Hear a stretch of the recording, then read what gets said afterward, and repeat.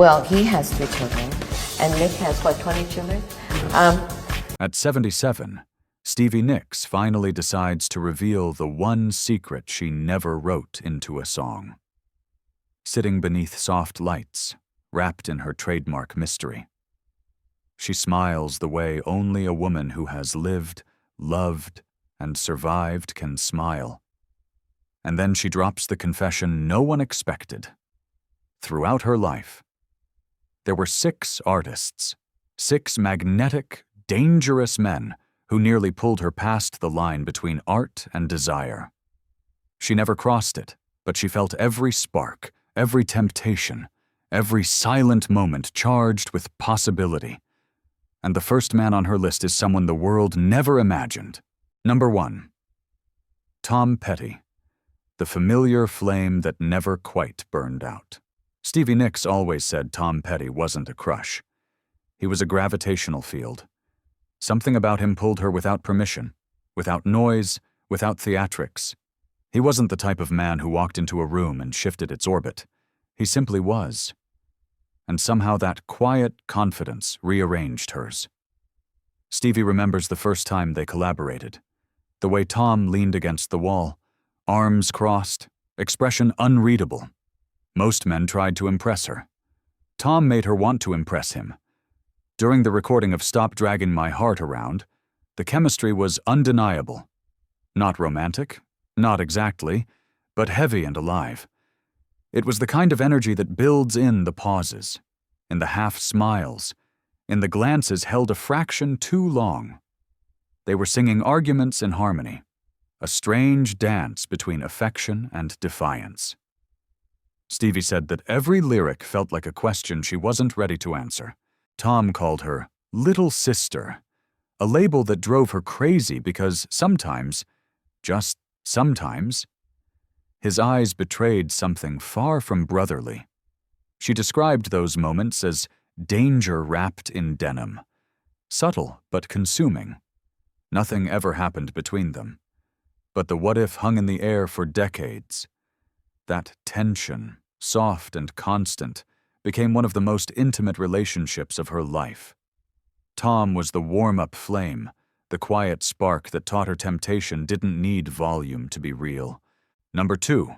Lenny Kravitz, the silent storm who could unravel her with a look. If Tom Petty was a quiet ember, Lenny Kravitz was a velvet storm. Stevie insists that Lenny doesn't enter a room, he changes its temperature. She recalls seeing him backstage for the first time. Leather boots, dark glasses, silver jewelry glinting under low lights. He didn't say a word at first. He didn't need to. His presence spoke louder than introductions ever could.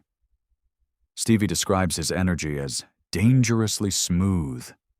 Every movement slow, intentional, like a man at peace with the effect he has on the world.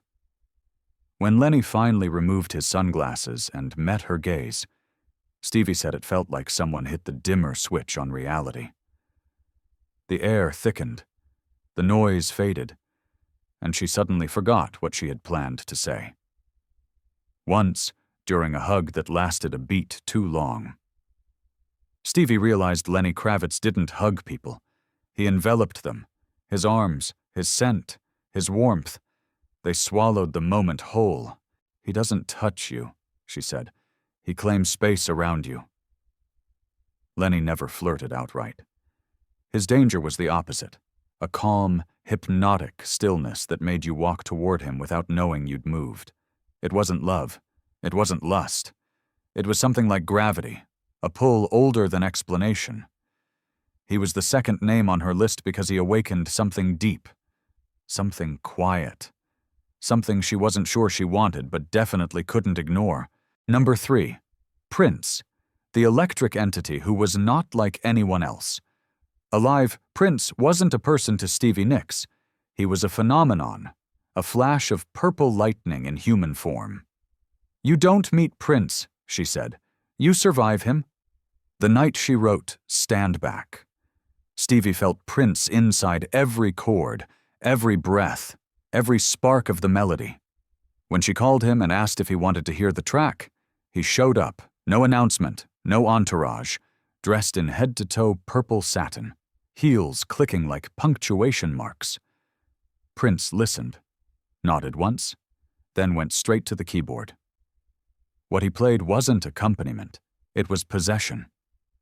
Notes rose like smoke, twisting around her voice, filling the studio with something too powerful and too intimate to be called collaboration.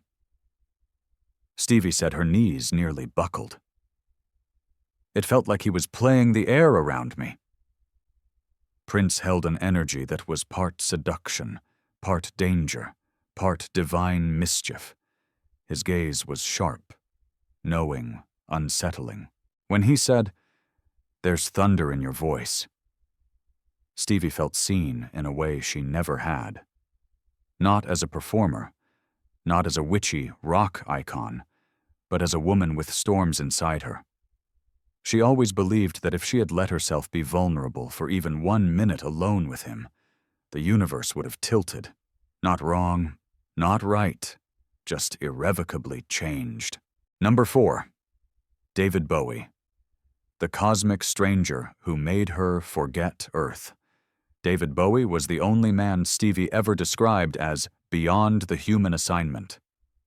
To her, he wasn't beautiful, he was transcendent. When Bowie entered a space, it felt like reality paused to acknowledge him. Stevie's most unforgettable moment with him happened on a rooftop in Los Angeles. The night was cool, the city glowing below them. Bowie lit a cigarette, exhaled a ribbon of smoke, and turned to her with those hypnotic, two-colored eyes. "Isn't music just the safest way to undress in public?" he asked. Stevie says she forgot how to speak. Bowie didn't flirt. He bewitched. His presence felt like poetry woven into skin. There was something alien and achingly beautiful about the way he observed the world, as if he were passing through it rather than living in it. She wasn't sure whether she wanted to kiss him, follow him, or study him. What she knew was this: Bowie made her feel like she was standing at the edge of something massive, mystical, spiritual, intoxicating, and one step forward might erase the version of herself she knew. He was the kind of desire that didn't need touch to consume you. Number 5. Don Henley. The love that was real enough to hurt. Don Henley was the only man on Stevie's list she actually shared a bed with, and that's what made him dangerous in a different way. Their relationship was a storm. Beautiful, chaotic, necessary, doomed. When they wrote Leather and Lace, Stevie insisted it wasn't a duet. It was a diary entry, every lyric an echo of a night they spent loving or fighting or both. Don saw through her illusions. He looked straight into her guarded, glitter-covered heart and refused to accept anything less than truth. Stevie said Don could calm her or ignite her with a single sentence. He challenged her. He steadied her. He infuriated her. And he inspired some of the most emotionally raw music she ever created. He once told her, "You don't love softly, Stevie. You love like a lighthouse in a storm, visible from miles away." She never forgot that. Their love didn't end because it lacked passion. It ended because it had too many edges, too many shadows, too much truth for two people trying to stay intact. Don Henley wasn't temptation. He was consequence. And that, Stevie admitted, was the most addictive kind of all. Number 6. Lindsey Buckingham. The wildfire. She could never escape. Lindsey Buckingham wasn't a chapter in Stevie's life. He was the entire book. The great love, the great heartbreak, the great muse, the great wound. No list of temptation could end with anyone but him. Their relationship was a universe, explosive, creative, destructive, beautiful. On stage, they became a mythology. When Stevie sang toward Lindsey, it wasn't performance, it was invocation. When Lindsey played guitar beside her, it wasn't accompaniment, It was confession. They loved each other in ways that broke them, reshaped them, and remade rock history. Fleetwood Mac wasn't a band. It was a battlefield soaked in harmony. They sang their fights. They harmonized their heartbreaks. They performed their longing in front of millions who didn't know whether to clap or pray. Stevie once described Lindsay as the wildfire of my life. Touch it, and you burn. Leave it, and you freeze.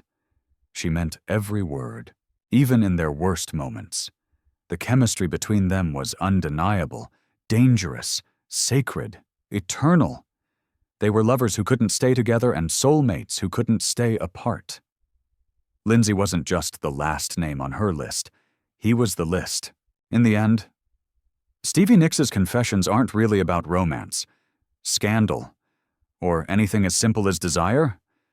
They're about energy, the kind that strikes without warning, the kind that lives between notes, the kind only artists who've lived on the edge of emotion can truly understand. These 6 men shaped her life in ways even she couldn't fully explain. Tom with quiet tension, Lenny with magnetic stillness, Prince with electric danger, Bowie with cosmic beauty, Dawn with imperfect love, and Lindsay with a wildfire that refused to die. Each one was a reminder that passion doesn't fade with age. It just grows sharper, deeper, and more honest. But now we want to hear from you. If you were Stevie, standing beside legends, drenched in music and possibility, who would you never resist? Which artist's presence would make you forget the world? Tell us in the comments. Then hit like. Subscribe. Va bat chuang thong bao je kong, bolon hung kao chuyen, Hollywood chua tung juochke. The next confession is coming, and trust us, you don't want to miss it.